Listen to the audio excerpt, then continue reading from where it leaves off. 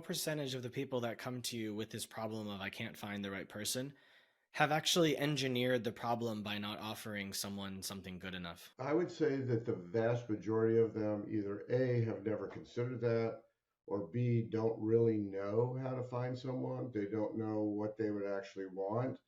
And most business owners, they eat, sleep, and breathe their company. It's their primary source of value, of ego validation. It's their baby. And a lot of them would have a very difficult time turning over their business to somebody else to run because it's their baby and they know how they want it done, and they're not going to have a high tolerance level for somebody else doing some of the things they did in a different way. And heaven forbid if they did it better. And that's why they're in the position they're in, because they can't trust other people. Very true in many cases. Have you heard anyone talk about automating workflows and processes in the process of preparing to sell so that they can cut down on staff to increase profitability? Business owners spend about 95% or more of their time working in the business and 5% or less of their time working on the business. So the introduction of things that you just described in terms of process improvements or efficiencies, etc., that would occur when you're working on the business versus in the business.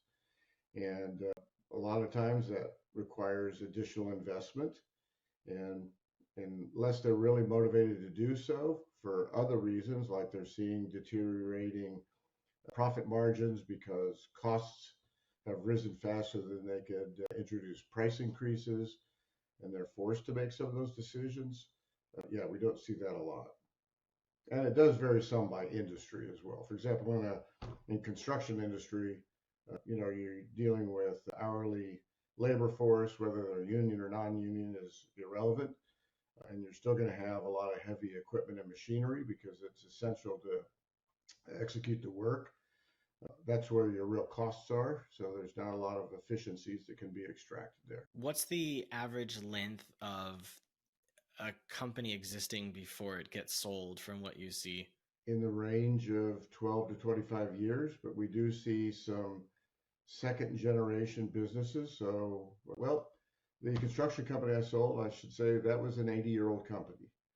We're selling a second generation company on the East Coast right now. And that's, I believe, 50 or 60 years old. So we'll see some extremes either way, but I'd say probably a median or midpoint is probably in the 15 to 25 years. Because a lot of these business owners, they started their company and they've lived it their whole life. Thanks for watching. If you liked this insight, I've handpicked another video for you right here on the screen. For more actionable strategies that get you real results, hit subscribe.